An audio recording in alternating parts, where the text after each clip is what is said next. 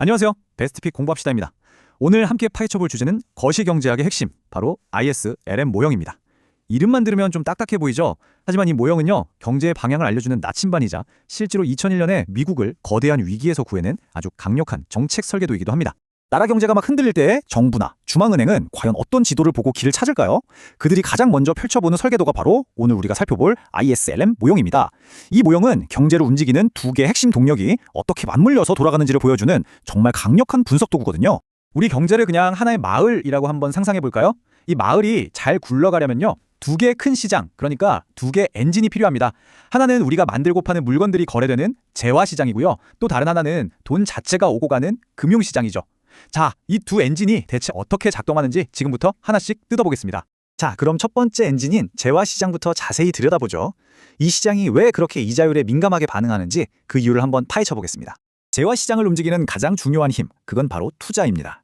예를 들어서 마을 카페 사장님이 새 커피 머신을 들여놓을지 말지 고민할 때 딱 두 가지를 봅니다. 하나는 장사가 잘 되는지, 즉 소득이고요.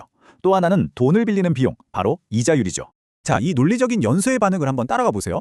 은행 이자율이 오르면 어떻게 될까요? 당연히 대출 이자가 비싸지니까 사장님은 투자를 망설이게 되겠죠.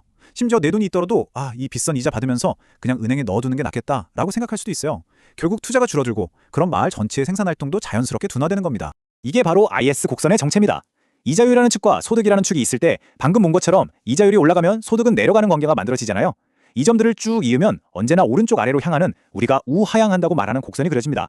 이 선이 바로 재화시장의 균형점을 보여주는 IS 곡선인 거죠. 이걸 수식으로 보면 관계가 더 명확하게 보입니다. 여기서 Y는 국가 전체의 소득, 즉 총 생산을 의미하고요. I는 투자, I는 이자율을 뜻해요. 여기서 핵심은 딱 하나입니다. 투자 I가 이자율 I와는 완전 반대로 움직인다는 점. 이자율이 오르면 투자가 줄고 결국 총 생산 Y도 줄어드는 바로 이 구조인 거죠. 좋습니다. 이제 두 번째 엔진인 금융시장으로 넘어가 보죠. 그리고 이 시장을 조율하는 현대의 마을 이장님, 바로 중앙은행의 역할에 대해서 알아보겠습니다.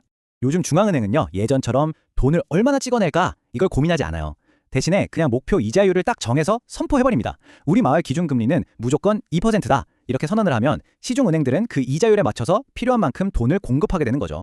바로 이 점 때문에 현대 경제학에서 LM 곡선은 아주 싱겁게도 그냥 수평선이 됩니다. 왜냐고요?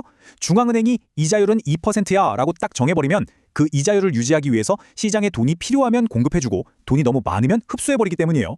그러니까 마을 사람들의 소득이 늘어서 돈이 더 필요해져도 중앙은행이 알아서 다 맞춰주니까 이자율은 목표 수준에 그대로 고정되는 거죠. 그래서 LM 관계식은 정말 간단해요.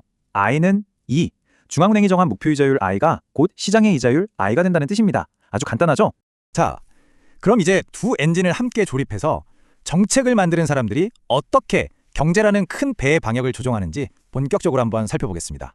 자, 이제 두 곡선을 합쳐볼게요. 이렇게 오른쪽 아래로 내려가는 IS 곡선이랑 수평인 LM 곡선이 만나면 딱 하나의 지점에서 만나죠. 바로 여기가 우리 경제의 균형점입니다. 이 점의 위치가 현재 우리 경제의 총소득 Y와 이자율 I를 결정하는 거죠. 정책의 목표는 바로 이 균형점을 우리가 원하는 방향으로 옮기는 겁니다. 경제를 움직이는 두 개의 핵심 조종관이 있습니다. 정부가 돈을 더 쓰거나 세금을 조정하는 재정정책은 IS 곡선을 좌우로 움직입니다. 반면에 중앙은행이 기준금리를 올리거나 내리는 통화정책은 LM 곡선을 위아래로 움직이죠.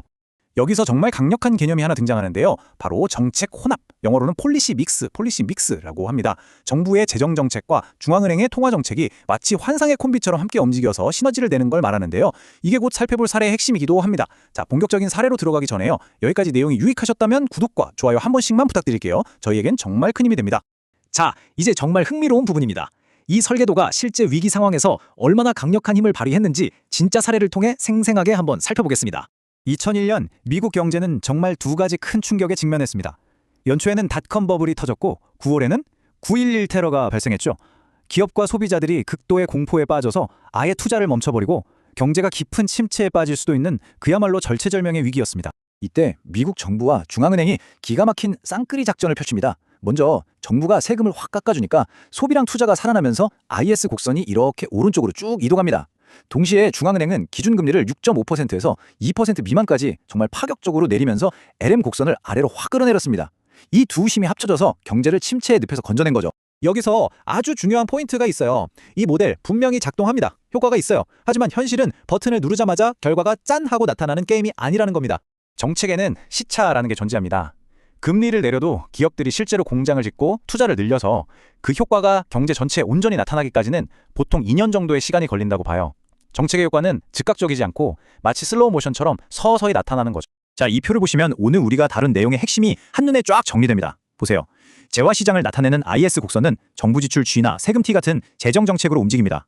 반면에 금융시장의 LM 곡선은 중앙은행의 목표금리 변경이라는 통화 정책으로 움직이죠. 이렇게 각자의 역할과 도구가 명확하게 구분되고 이 둘의 상호작용이 우리 경제의 방향을 결정하는 겁니다. 이 ISLM 모형은 그냥 오래된 교과서 속 이론이 아닙니다. 지금 이 순간에도 전 세계 정책 결정자들의 책상 위에 놓여있는 살아있는 도구죠.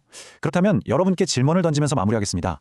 현재 우리가 겪고 있는 여러 경제 문제들을 해결하기 위해 여러분이라면 어떤 재정 정책과 통화 정책의 조합, 즉 어떤 정책 혼합 카드를 꺼내드시겠습니까?